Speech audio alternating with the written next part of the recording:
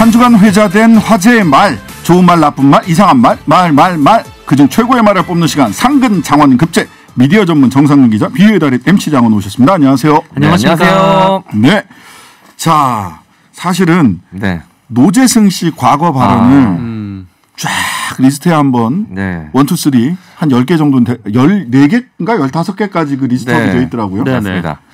네, 이건 뭐 다른 코드에서 많이 다뤘기 때문에 여기는 그냥 탑 오브 탑으로 일단 내가 올려놓고 그 발언 이외의 것으로 3개를 뽑아봤습니다. 첫 번째 후보. 잠깐만 와서 사진 좀 찍어봐.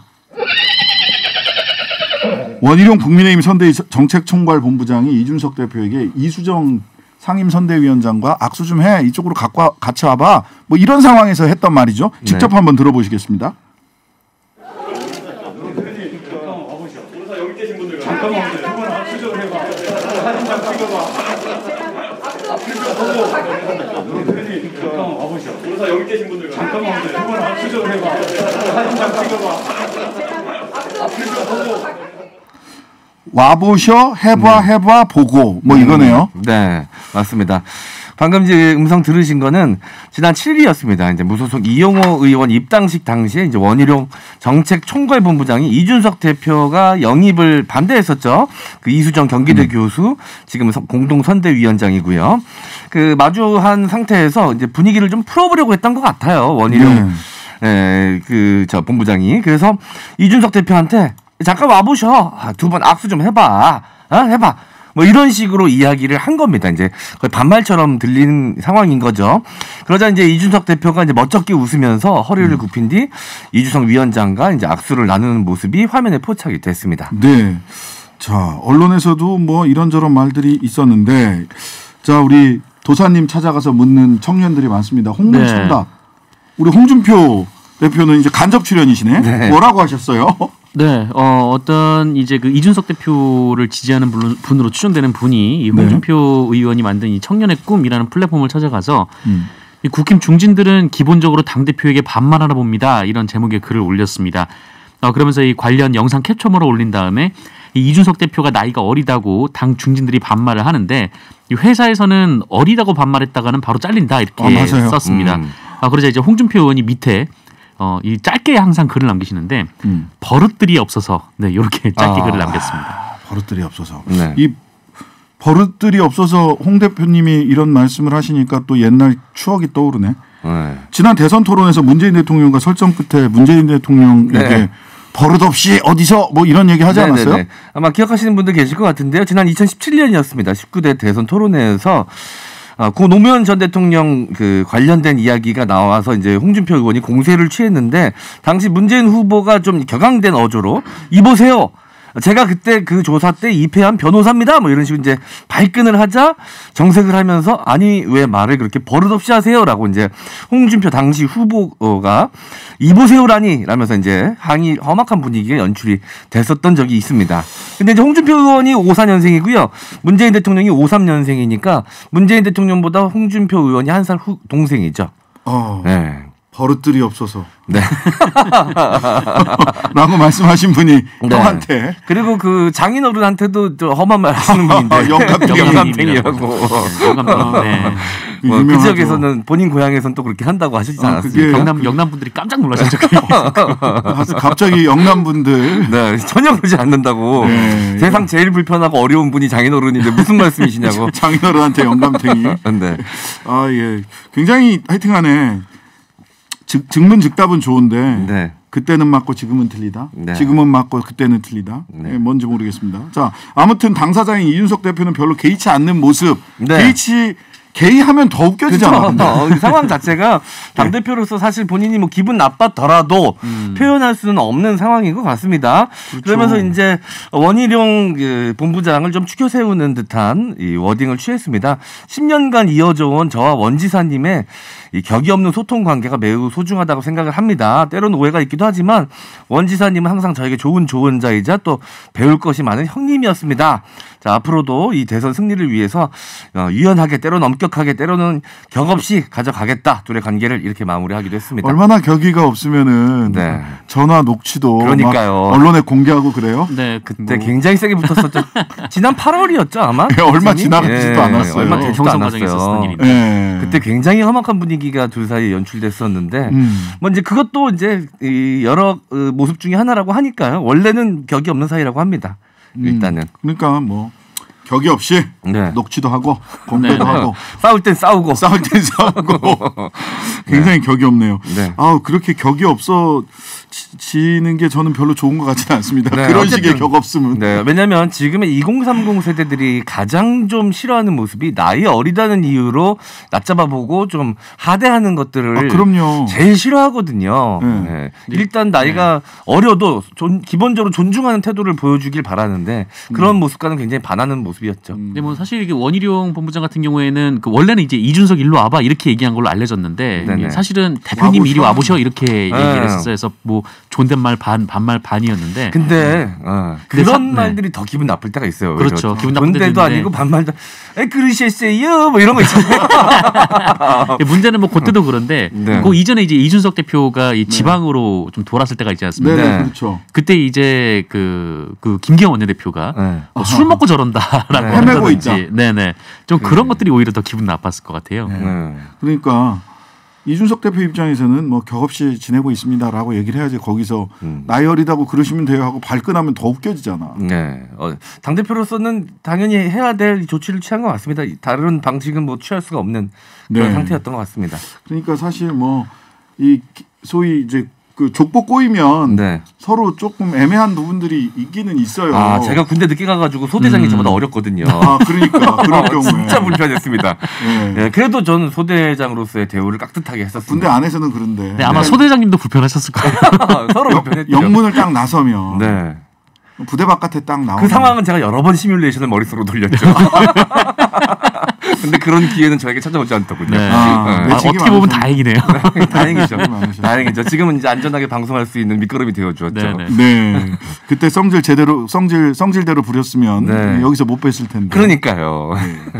자, 이런 일이 있었고요. 잠깐만 와보셔. 악수 좀 해봐. 사진 좀 찍어봐. 이런 얘기가 있었고요. 두 번째 후보 가보겠습니다. 저는 대학 다닐 때도 막 맞았습니다. 윤석열 국민의힘 대선 후보 무슨 얘기인지 한번 직접 들어보시죠. 학교 다닐 때 뭐 술 먹고 밤늦게 돌아다니다가 혼도 많이 났죠. 저는 뭐 대학 다닐 때도 막 맞았습니다. 공부도 안 하고 친구들하고 맨날 밤늦게 다니니까 고무 호수 있잖아요. 그걸 딱 접어갖고 이렇게 실로 쫙 묶어 놓으셨더라고. 그거 맞고 나니까 술이 다 깨더라고. 좀 섬뜩한데요. 아니, 배경음악도 굉장히 무서운 음악이 나왔어요. 원칙주의자 얘기하다가 나온 말이네요. 맞습니다. 지난 7일 KBS의 옥탑방의 문제아들이라는 방송에 윤석열 후보가 출연을 했는데 여기서 이제 부친이죠. 그 윤기중 연세대 명예교수로부터 이 원칙주의자로 훈육을 받았다 이렇게 얘기를 하면서 나왔던 얘기입니다. 근데 어떤 원칙을 배웠는지라기보다는 그 예전에 이제 아버님한테 크게 혼났다, 이렇게 체벌을 당했다, 이 대학교 가서도 늦게 들어온다고 이제 맞았다, 좀 이런 얘기를 해서 화제가 좀 됐습니다. 이게 어디서부터 어떻게 얘기를 해야 될지 잘 모르겠는데 뭐 예능이니까 좀 편안한 자리라고 생각을 하셔서 이제 과거 이야기 항상 근데 이 윤석열 후보는 어떤 질문이 들어왔을 때 그 질문에 대한 답을 하시면서 꼭 제가 이런 경험이 있는 데를 덧붙이세요. 근데 그 이야기를 하다가 꼭 논란되는 말들이 나오거든요. 근데 이번에도 이제 예능이긴 했지만 과거에 당한 또 체벌이기도 하지만 지금의 시대 정서하고는 굉장히 또 안 맞는 부분이 있기 때문에 굳이 이 말을 했어야 됐는가라는 논란이 좀 따라오고 있는 것 같습니다. 네, 이 얘기를 오은영 박사님이 들었으면 하죠. 여러 가지 심리 분석을 하셨을 것 같아요. 한 말씀하셨을 것 같아요. 네.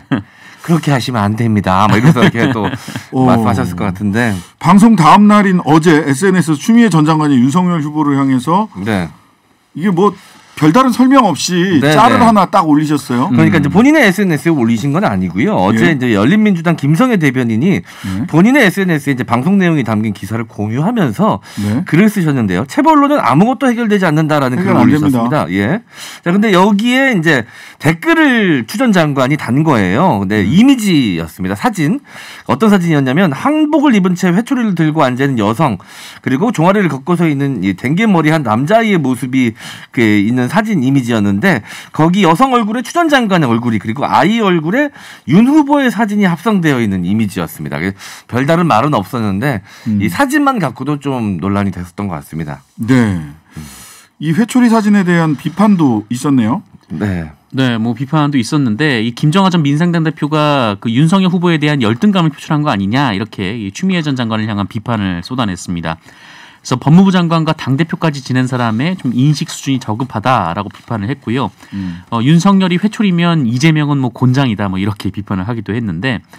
사실 이 김성애 대변인이 체벌로는 해결되지 않는다라는 글을 썼는데 해결되지 않습니다. 네, 여기에 이 체벌을 가하는 사진을 댓글로 이제 왜 달았는지 그 의도가 좀 살짝 좀 감이 안 잡혀서 좀 논란이 되고 있습니다. 그러니까 아무 말 없이 그거를 띡 올리셔서 그 짤을 체벌로 해결을 하시겠다는 건지 아니면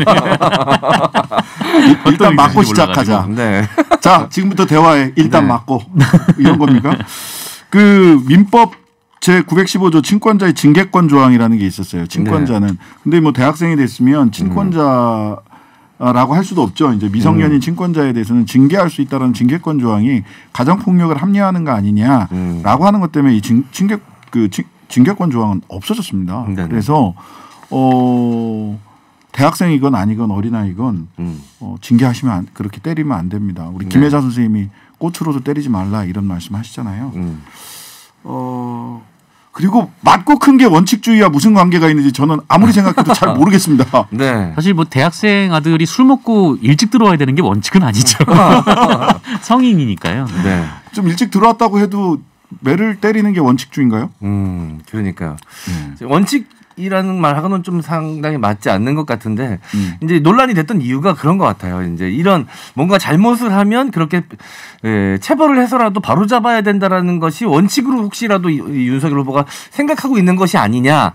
만약 그렇다면 굉장히 전근대적인 방식이고요. 그렇게 더군다나 사법은 그렇게 운영돼서는 절대 안 됩니다. 네. 그랬더니 이제 전직 검찰총장이었고 수사하는 방식이 약간 좀 거칠고 터프하다라는 얘기도 이미지도 함께 있기 때문에 이 발언이 조금 더 이제 부각이 되는 것 같습니다. 네. 자, 세 번째 후보로 넘어가겠습니다. 이거 보고 저는 정말 재밌었는데 손님들의 편안한 이용을 위해 교수님들은 출입을 삼가 주시길. 노 교수존입니다. 노 교수존, 노 키즈존. 노 중년 캠핑장. 저 그거 보고도 분개했는데 만 40세 이상은 맞습니다. 캠핑장에 들어올 수 없습니다라는 노 중년 캠핑, 노 중년존도 있어요. 근데 여기는 노 교수존입니다. 네, 맞습니다. 노 프로페서 존이라고 해야 될까요? 예. 이 공지가 최근 SNS에서 이제 화제가 됐는데 어떤 내용인지 설명 좀 드리자면 술집 입구에 대단히 죄송합니다. 다른 손님들의 편안한 이용을 위해 부산대학교 정규직 교수님들은 출입을 삼가 주시길 부탁드립니다. 혹시 입장하신다면 절대 스스로 큰 소리로 신분을 밝히지 않으시길 부탁드립니다라고 적혀 있었습니다. 네. 그래서 화제가 된 거죠. 비정규직, 정규직 교수 차별 아닙니까 이거? 정규직 교수만, 비정규직 교수는 괜찮고. 아니 그래서 사실 노키즈존 이런 거는 인권 침해다 이런 얘기들이 또 꽤 많이 나왔잖아요. 그래서 그런 얘기가 많았죠. 아무래도 뭐 아이를 키우시는 분들은 저 집에 가서 이제 유명한 뭐 음식이어서 좀 먹고 싶은데 가면 이제 아이들을 데리고 들어올 수도 없다. 뭐 이런 좀 불만이 있고. 근데 또 노키즈존을 주장하시는 분들은 좀 아무래도 아이들이 좀 가만히 있는 경우는 사실 많이 없잖아요. 당연히 또 움직여야 또 아이들인 거고. 그러다 보니까 좀 이렇게 조용하게 먹고 싶은 그런 권리가 있다. 좀 이렇게 주장을 하면서 좀 양측에 항상 논란이 좀 첨예하게 이루어지는 것 같습니다. 근데 이제 노 교수존을 가지고 교수 인권 침해다 이렇게 생각하는 분들 별로 없을 것 같고. 교수님들이 뭐 여기 아니면 갈 데가 없으신 건 또 아닐 테니까 그렇긴 한데 이제 해당 교수님들 입장에서는 또 기분 나쁘실 수 있겠죠. 어떤 상황인지는 좀 설명을 드려야 될 것 같은데 이제 가게 사장님께서 언론에 한 인터뷰 내용을 좀 보니까 매장을 운영한 뒤에 이른바 이제 진상 손님이 3명이 있었다고 합니다. 진상 손님. 예, 근데 이 3분 다 이 대학교 교수셨다라는 거예요. 그 직업을 알게 된 것도 본인이 알려고 한 게 아니라 그 진상이라고 사장님이 표현하신 그분 세 분들이 네. 자기들이 알아서 내가 누군지 알아? 내가 여기 학교 교수인데 이런 식으로 이제 발언을 해서 교수인 걸 알게 됐다. 그래서 이제 교수님들에 대한 이미지가 일단 안 좋아졌고 이 학생 손님들 그리고 또 이 대학원생분들이 우리 가게에 좀 많이 찾는데 대학 교수의 갑질 때문에 굉장히 네. 마음고생하는 걸 옆에서 너무 지켜봤기 때문에 우리 가게에서 술 한잔 먹을 때만큼은 교수님들이랑 마주칠 걱정하지 않고 편안하게 먹게 하고 싶다. 이런 의지를 담아서 이렇게 노 프로페서 존을 만드신 거라고 합니다. 네.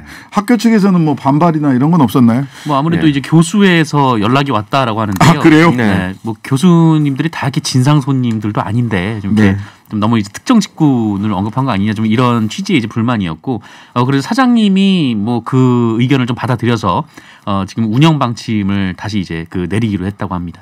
근데 정규직 교수라는 특정 직군을 언급하지 않고 가게 운영 방침을 공지할 방법을 고민 중이다.